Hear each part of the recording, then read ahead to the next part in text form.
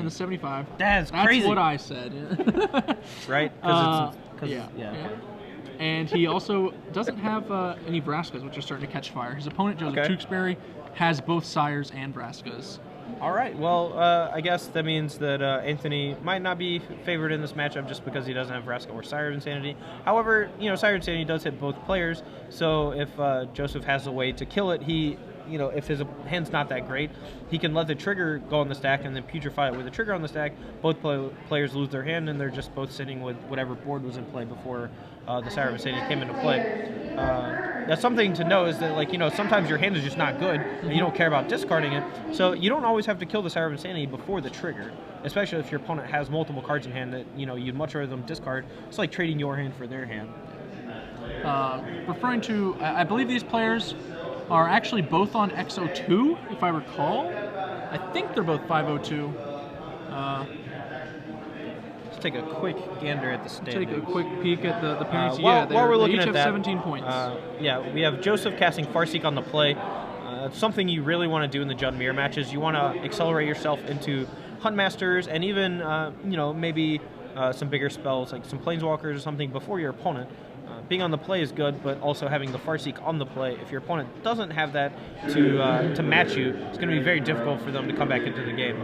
Yeah, one of the advantages of Anthony's deck list is instead of those Sire of Insanities, he has Arbor Elves to try and steal the play more often. Obviously, that didn't work out for him here. He doesn't have a Farseek, doesn't have an Arbor Elf. He's just behind. Yeah. So it looked like Joseph frowned pretty hard here when he drew a card, and he doesn't seem very happy. I'm thinking he might be short a land here. If that's the case, then Anthony has a chance to pull back into the game, even though he doesn't have a Farseek. Or I could just be misreading the situation. So, all right. So Joseph discards a Bonfire. Anthony discards a Full Art Putrefy. I get putrefied. Right. I can't stop myself. It just comes out. I'm sorry. Joseph. So he does have a land. I was just wrong. Yeah, he had that fourth land. And he discarded a Bonfire. Maybe what he drew was Bonfire. You always feel a little bummed when you draw a Bonfire and Miracling it. It's just wrong or not good.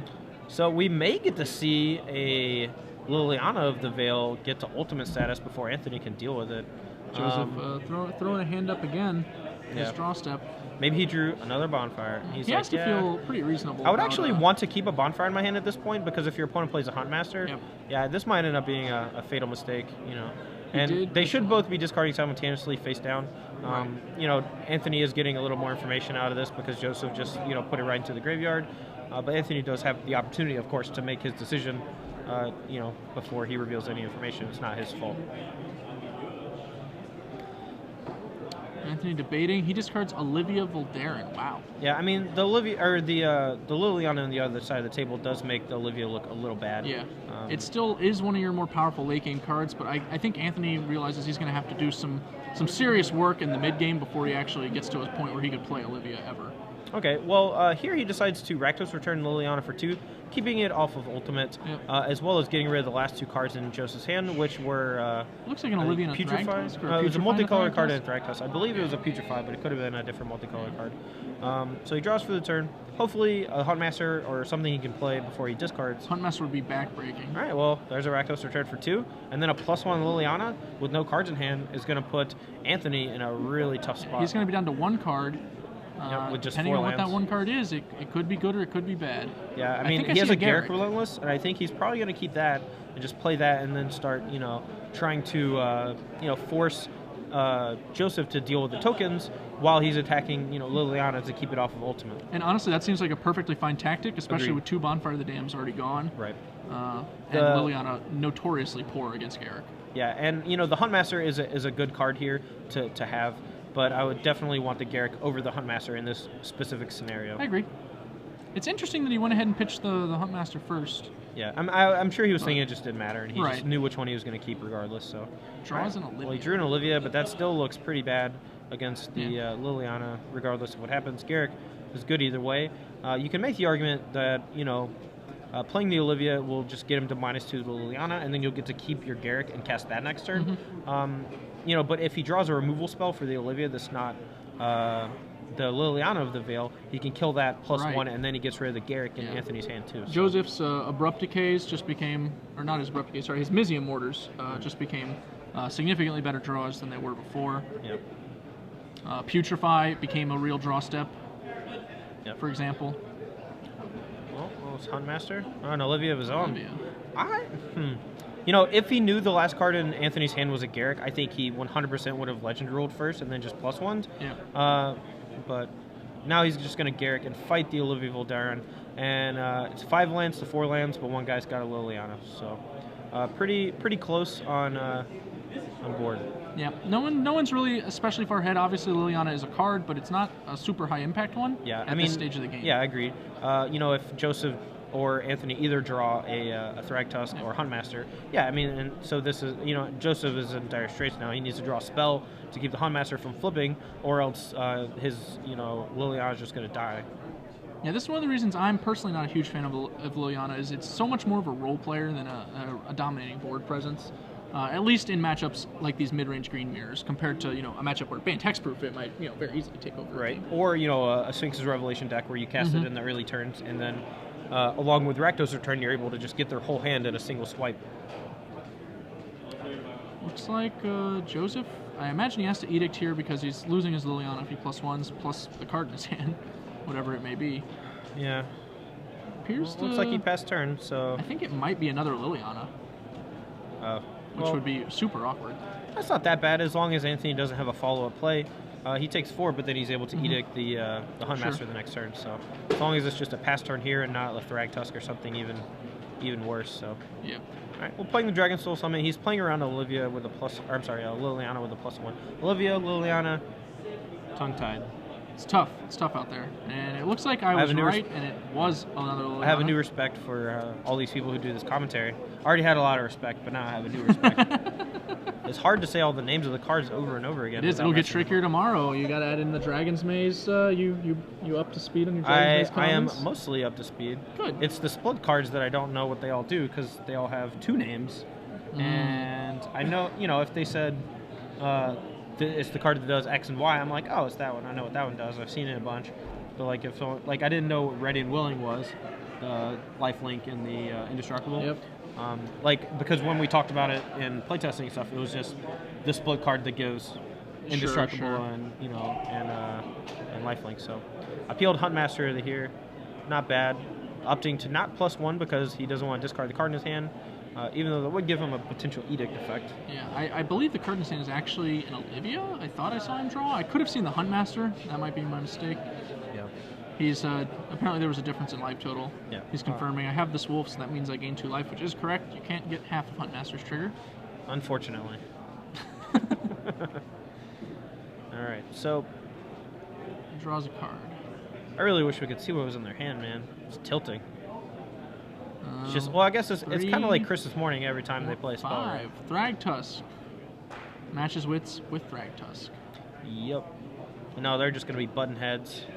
While maybe Huntmaster flips, maybe doesn't. Who knows? Spells could be cast or not. I don't know. Yeah. Joseph appears to be debating his Liliana plus. I mean, unless your card is a Farseek, you know, you play it if it's a land, but Farseek would be the only card there where I would +1. Every other card has the potential to do a lot more in his deck. I think that's fair to say. I might be willing to pitch a Sire also. Oh, well, that one ain't bad. Gets that card that he was thinking about discarding. It was an Olivia. All right. Yeah, I mean, I think that it was probably not correct to play the Thragtusk over the Olivia. Sure. Especially 23 life. Sure. But they do both have a lot of ways to kill the Olivia, so... Or I should say 18. Alright, so yeah, he did redirect the Rakdos Return to the Liliana, so life total will stay the same. I would expect an attack here with both the Thragtusk and the Wolf, with a threat of a Wolf Run activation, and then probably just passing turn and flipping the Huntmaster, unless he drew some giant card that, you know, like Garrick to draw 5 or something like that. Nope, just going to take a shock, send out that Wolf Run. Yep, that puts Joseph down to 21, and he will attack with everyone. Wow, that's aggressive. Bold move, Cotton. Yeah, Anthony can't turn down eating up that Huntmaster, even though it is trading with the front half of his Thragtusk. I think I'm with you, though. I would have wanted to keep the Huntmaster once I Wolf Run, it'll be flipping into a 4/4, and that will hold off the Beast token that would have been generated by this by a trade with any other creature. Yep. Not to mention, you know, if you build up your hand with like a couple of junk cheap spells like a Farseek and a removal spell, you can have a turn where you can reflip it, you know. So, gonna get in for a lot of damage here. Wolf Run for 3. I'm gonna trample for 2, and then deal with 2 with the Wolf and 5 with the Thragtusk. Yep, so that puts Anthony down to 16. And Left he has him a with Beast token, no Wolf Run. He's falling behind. Yep. Can't attack. He's just gonna repeat his blocking turn. This time, I imagine on the front of the Thragtusk, or maybe the Wolf. Seems like the Thragtusk, because then a feel like bonfire so. off the top or Right. Mizzy Mortars or something is going to, you know, stabilize completely. Battle. Snap blocks the Thragtusk. You get some Wolf Run action. Gets So pumped. trample for 5 and 2 from the Wolf, so 7 down to 9, and he's left with a Beast. So Land off the top is threatening lethal. Yeah, any mana or any burn spell basically is threatening lethal. It's going to be pretty... I mean, Anthony basically just needs a Bonfire or a Thragtusk to get back in it. I guess Huntmaster would be okay too, but a pass turn is not great unless it's a Putrefy to deal with whatever he targets with a Wolf Run. Yep. Joseph considering his options, probably doing some math. Looks like he's gonna just Rakdos return. That'll Sire of Insanity. Okay. That is cray. I feel like I would probably attack first just to see what I'm getting into, but Anthony drew a Blood Crypt. Is holding that to try and probably bluff Joseph off of doing anything, but... All right, well, now we're gonna go to a game 3, the Decider, the George W. Bush of games. And they're down to 14 minutes on the clock. Anthony, he called himself the Decider. That was the joke. Anthony wary of the clock as he has already accumulated 2 draws. We saw one of them on camera, an unintentional draw in another Jund mirror. How do these Jund guys draw, man? All you do is cast spells. I mean, I usually just count the lands I have and then check to see if any of my casting costs match up. Yeah. If 2 of them match up, you know, I cast both. You know that game you played when you were a baby where you put the blocks in the holes and you had like the circle and the square and stuff like that, and you would just move it back and forth until it fit in one of the holes? I feel like that's the same way with your mana costs for Jund. You're just like, all right, so I have 5. Which of these costs 5 or less? All right, so I can cast, all right, the one that costs the most, and you just pick that one and you put it into play. You know, I think we could test this theory if we tried to program a computer to play Jund. It would be very easy. and then it's always Miracle Bonfire. You know, even if it's only for like 2. You know, that you would just have to program the computer to Miracle Bonfire. You know. Sure. And you know, the more mana you get, the more bonfires. Like, well, I could just bonfire. You know, spend 5 mana bonfire for 2. You know, to just do nothing except deal 2 to the opponent, or I could cast an Olivia Voldaren. That's when it starts to get a little sketchy, computer. Let me stop you right there. Yeah, I'm not saying that a computer would be a world-class Jund player, but I think we could probably get one competitive. You know, he could be in the money at an SCG. I feel like we're bagging Open. on Jund players. I'm not. Like, I think that Jund is a completely reasonable deck. I think that it's a deck that requires more skill in the building. That's true. Than in the piloting. I think that a lot of your play decisions are not so difficult. You're just sequencing the cards that you drew, but you had to choose the right cards in your deck. We can see in this matchup, you know, Anthony has, you know, no Sires and Arbor Elves, whereas Joseph has Sires and no Arbor Elves. Generally, I'm just going to play whatever Jund deck Reed Duke tells me to. That seems to be a winning strategy in general. Yeah, I mean, Hillman, you know, Owen Turnwald have been doing very well with Jund over the past couple months in various tournaments. You know, Somerset, or I should say, Owen, Reed, Josh Ravitz, Huey Jensen, and Taya Steele, I believe, all played the same Jund list. I think the same 75. Maybe they differed a little bit. I don't think they did, though. And I know that together they accumulated a win record of over 70%. Wow. Against the field at Somerset, which was no small feat. 10-round tournament, you know, over 400 players.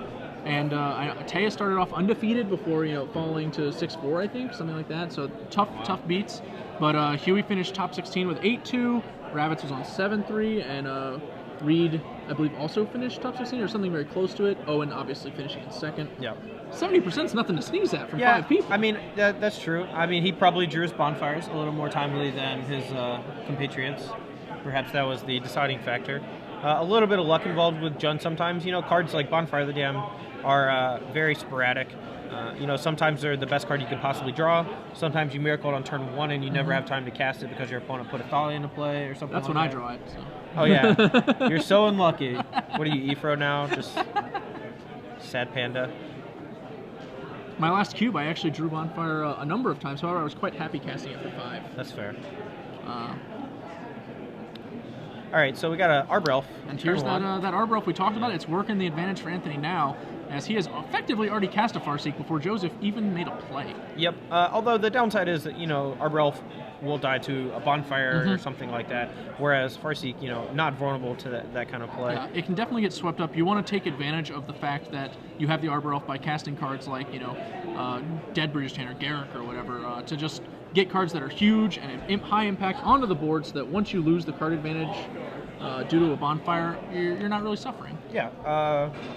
You know, Mana Acceleration, pretty key in this matchup, just so you can play your big spells first. If you can ramp into Rakdos Return for like 4 or 5 before your opponent even has a threat in play, the game is over. And, you know, Anthony already has 4 mana. Going into his turn 3, he's going to have access to 5. He can cast a Thragtusk or a Garrick. And then if he follows that up with a Rakdos Return, there's no way Joseph's going to be able to come back. Yeah, that's definitely true. Imagine if he had access to Sire of Insanity. That's one of the strengths as well. Mizium Mortars on the Arbor Elf. Joseph, he knows what's up. Got to fight that Mana War. If he could discard a Mizium Mortars to counter a Farseek, he'd do it in a heartbeat, and this is almost the same thing. Oh, and Anthony didn't have a 4th land, so the tides have turned. They have, in fact. Suddenly falling behind, Anthony, despite being on the play, Joseph has equalized the mana advantage. Liliana. Yep, and Liliana is especially brutal when you're stuck on lands, because sure, you're like discarding these spells you can't cast, but if you draw lands, you start to play them, and then you still can't cast the spells, or you've discarded the spells already that you wanted to cast. You know, Jund is like in a kind of a sweet spot where you know, they happen to have 4-drops in their deck, so it's not quite as devastating. If they discard their like 5-drop, they can still play their 4-drop. This seems aggressive. I imagine Joseph just doesn't have anything else to do this turn, although he discarded Rootbound Crag, which is really weird. Yeah, I would assume his hand is just packed with lands if he did that, so maybe he literally doesn't have a spell he can play? Yeah, I don't know. But I mean, you still, like, if he just waits till he has 5 mana, he can use the Bonfire for 5 mana to do this effectively the same thing, but also kill Huntmaster potentially. Sure. And here he opts not to use the Liliana, so I think I would have just discarded the Bonfire? Yeah. Yeah. He basically traded a Shock for a card in Anthony's hand, which I think a Shock is probably worse than most of the cards in Anthony's hand. Yeah, and it wasn't even Shock, it was Shock that only hits the dome, so it was sure. Aggressive. Lava Shock. Yeah. I think that's actually a card. That probably Lava Shock, yeah. For all I know, it Zap. is. Well, maybe he's got another Bonfire, and he'll sure show us. Even if he did, I think I agree with just discarding that one rather than going into. Although maybe, you know, he's just frustrated. He fail miracled 2 in the last game. He's just like, you know what? I'm on camera. Yeah, we're gonna miracle this Bonfire. That is what it's like he's using all his miracles too early, though, man. Cass and Olivia again debating the. Yeah, he's just gonna go for the Edict effect. Which interesting here is that the Rakdos Key Rune can basically kill the Liliana for free. There's no way that Olivia Voldaren is going to just trade here, but a cast Olivia Voldaren is going to Legend Rule the other one, and that allowing allowing the Huntmaster to kill the Liliana freely. And we saw, you know, this was, you know, it's easy to see from here, obviously, but that single turn where Joseph didn't +1 enabled this to happen. Yes. Where his Liliana is now off the board. There's just a Huntmaster out there. Yep. Anthony has no cards in hand. He wouldn't have had one of the cards he's played if that Liliana had gone up. Yep, so able to maybe stabilize with another Liliana. Anthony, he has a bunch of cards. Anthony could spend another turn to, you know, crack into the Liliana. Opts instead to get a Garrick into play and start making some beast tokens. Not a bad play. Yeah. I thought Anthony had run. See, it seemed like Anthony had run out of cards very fast. He was actually just holding his hand off camera. He has, I believe, 3 cards now left still in his hand. He has a lot. He missed some. He missed some land drops. So, all right. So Joseph here. There's a second Casagul. He probably has a lot of options. You know, he was stuck on 4 lands for a minute. If he passes turn here, I'd be very surprised. Looks like he's going to do something. Well, it ain't Perhaps Dreadbore. another Olivia? Could be a Huntmaster. Leaving open these two. Yeah. He made sure to leave open that Ruben card. It was kind of my tip off on the Olivia. Yeah. And now I was he's just hoping he had debating Dreadbore on the Olivia. backswing to take care of that Garrick, but Yeah, Dreadbore would be an icy, but it doesn't look like he's got it. He's just going to pass without boosting the Olivia, or the Liliana. yeah, you did That too. is tricky. Well, I think I did actually, it just because you said it. He could lose to either. Oh yeah, it's never your fault when you make a mistake. It's always your opponent's fault. I felt like I was compelled to join you, solidarity. Oh, sure. Solidarity in the booth. Yeah, I don't like that deck very much, so I'm going to pass. Anthony has drawn another land, and it looks like he has double Huntmaster in his hand. And something else that costs 5, a Thragtusk. Yep, and I think this may be the point where the game breaks, because Garrett's going to be able to allow Anthony to draw 5 cards, which is going to help him find ways to deal with both Olivia Voldaren, potentially deal with the Liliana, but I don't think Liliana is even much of a problem anymore.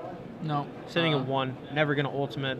Even if he makes you sacrifice a creature, you still have a lot of ways to interact with the rest of the board. So the only thing Joseph can really do here is if he has Rakdos Return as his last card, maybe he can hope to draw a land, Rakdos Return, and then boost the Liliana, and kind of turn back the tide. But I think if he had Rakdos Return, he would have just cast that last turn. So it's reasonable to say that he doesn't have that card. All right, so Olivia should get a 1/1 counter. There we go. If we can get a bigger die on there, that would be perfect, so we can read it more easily.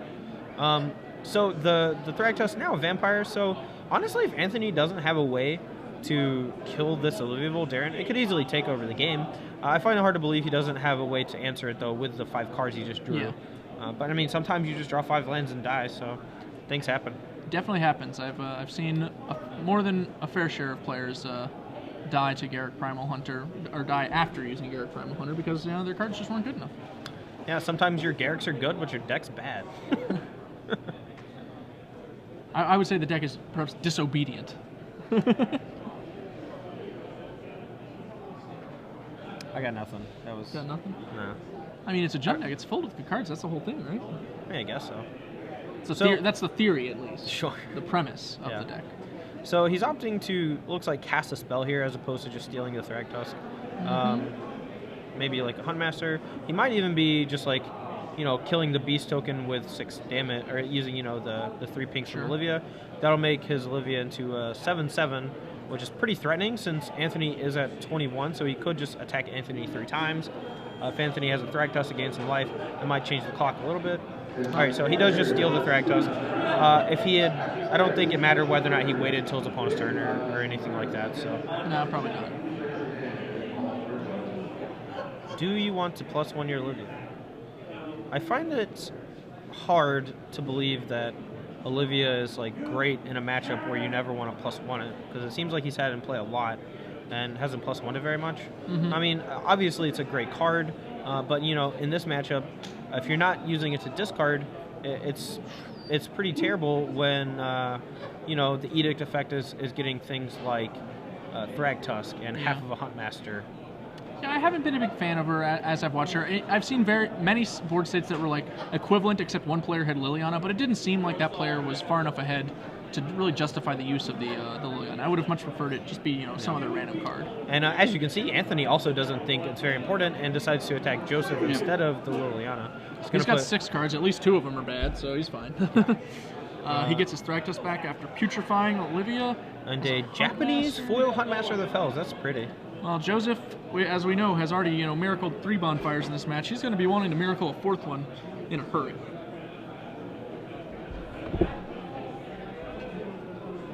All right. That's not it. Brick. It would be funny if he miracled a bonfire and forgot to miracle it. And then that was the turn where he really needed to. Just forgot. See, I think that would be funny. He would feel really bad. What are you gonna do? you evil demon.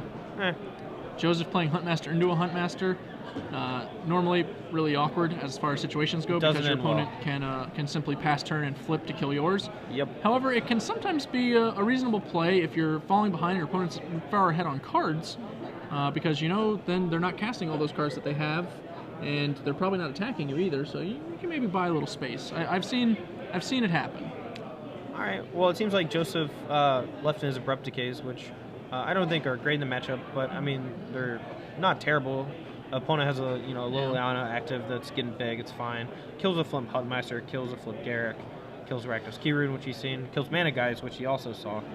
But I would much rather have maybe a slightly stronger card since abrupt decay is pretty narrow. Yeah, I don't think I would be keeping them in here. It kills, as far you listed off the things, it's like Arborel, Flipped Huntmaster, Wolf Token, Liliana, Beast Token. Yeah. You're not generating any kind of like positive attrition value when you're killing any of these cards, the possible exception of the Liliana. Yeah. Here I think is, okay, so there's actually two sides of this coin. So Joseph could see that Anthony's just going to flip his Huntmaster and kill his. However, if he decides to block with a Huntmaster, then Anthony doesn't have to flip his Huntmaster, and he can just cast whatever other spell he wants to. Yep. All right, so now we're getting a little school here. Getting a little how the stack works, etc. Yeah, Anthony flips Huntmaster, kills the other Huntmaster and the Liliana of the Veil on Joseph's side of the board, leaving him with nothing but lands and no cards in his hand. All right, it's got to be bonfire. You get caught up. No. Not a bonfire. Not a bonfire. Nope. Anthony is not caught up in anything. I would have been way more excited if this were a bonfire because I would have windmill slammed it and probably thrown it at my opponent. Question is it something that can buy him a turn of life to try and peel the bonfire again? Well, there doesn't seem like there are that many cards that do that, especially because Anthony has a full grip as well. Still sitting pretty from those cards with Garrick. So, or is he out of card? No, yeah, he keeps doing that. He keeps doing it. It's tricky. Yeah, he's gotten us a couple times. Come on, buddy. Right. He's attacking, waiting to see what his opponent does. I smell like a Putrefy. Yep. He's going to kill that Huntmaster more than likely. Yeah. Killing Huntmaster will put him down to 1 life. I guess actually his out here is probably just Bonfire, and so maybe he should kill the Rakdos. This play here with killing that instead. So he takes 9 down to 2, and now there is no card he can draw to win because Bonfire will still leave him with a Beast token and he'll be dead. That's correct. So this is turn 0 of turns. Joseph goes to a very low life total, and it doesn't look like he's going to be able to get out of it. No. Acidic Slime, he's down to 1 red source, but that's all you need for a bonfire, so... Yeah, but, as we said... Maybe we get some flash now. Quietly into that good night, it looks like. Dude, I go down fighting every time. Siren I would have cast it. I would be like, you discard your hand. Good game. Yeah. Show him. Yeah, so... Let me see. Anthony Zamberlan takes it down.